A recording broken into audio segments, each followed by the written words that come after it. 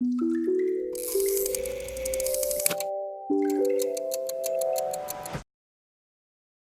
uniquely, you have present here Cristina Mácia from Spain, translator of the Game of Thrones novels, not the television series. Where there is a lot about food, people eat a lot. They do, and also author of cookbooks. Many of them. And translator of cookbooks, and mother of dragons. Can we say that cookbooks feed us?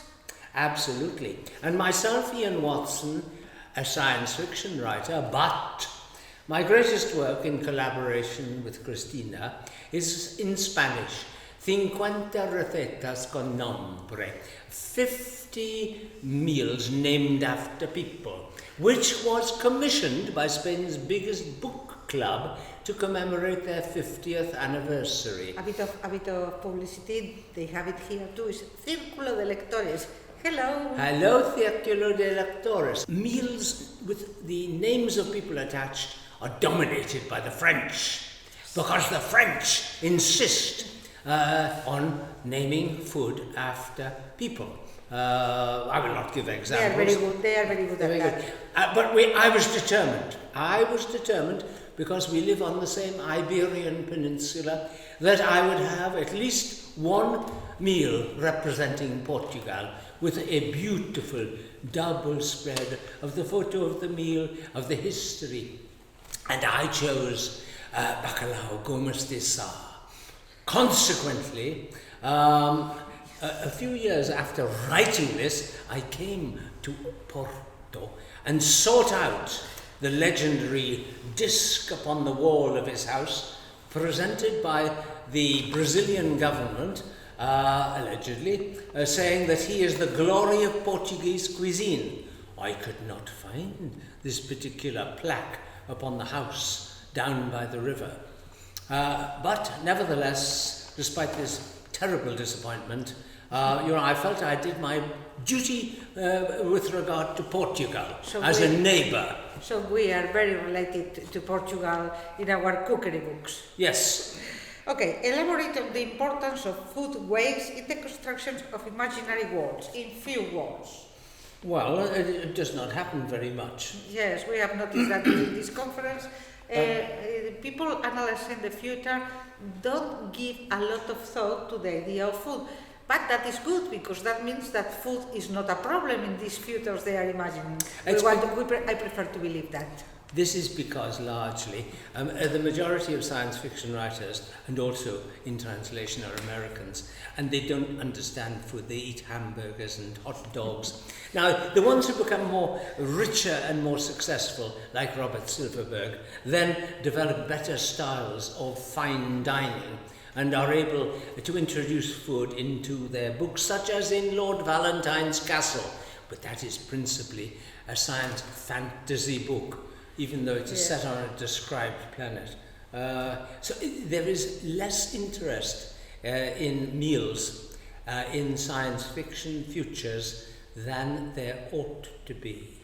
May food be used as a symbol, motive to discuss larger or more complex themes? In what way? Well, it can be, because when I wrote 4 novels indeed, set in the universe of Warhammer 40,000, one of the books which I was requested to write is called Space Marine, and is about the history of a space marine from his origins in a humble slum to becoming a kind of godlike, enhanced figure. And we had a conference in Nottingham, which is Games Workshop headquarters, where we were all going to collaborate chapter by chapter on the history of a space marine.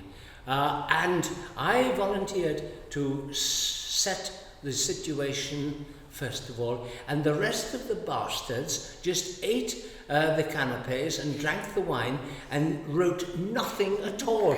So I had to continue the book. Now, space marines are impossibly superhuman augmented organisms, and they have a pre-omnor stomach, which means that somehow the stomach, which is probably made of steel, processes their food before eating.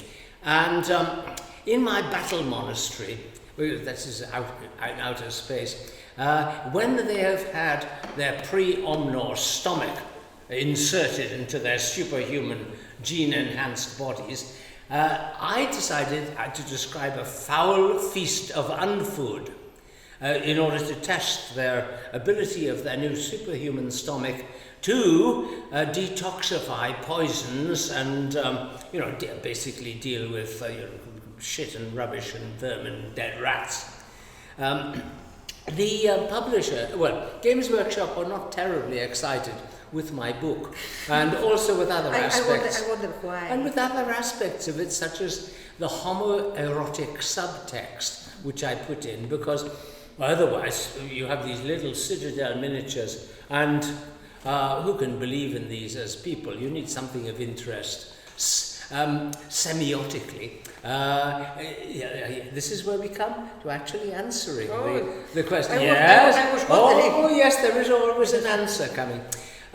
So, what happened was that I wrote the book and sent it to Games Workshop headquarters, and they said, no, you have to change a lot of this book. You will definitely change a lot of this book, such as your foul feast of unfood, and your branding of buttocks. And at that moment, miraculously, there was a quarrel between Games Workshop and the person who was producing their books. And there was 9 months of pause. And Games Workshop appointed a new publisher to produce their books. And they forgot to tell the new publisher that Ian needed to completely revise his book, and the new publisher so it was all published exactly as I wrote it, and it was #1 banned by its own publisher. This is true. Yes, it is. Are we closer to answering the question? Yes. Now, the question was about semiotics. May food be used as a symbol or motif?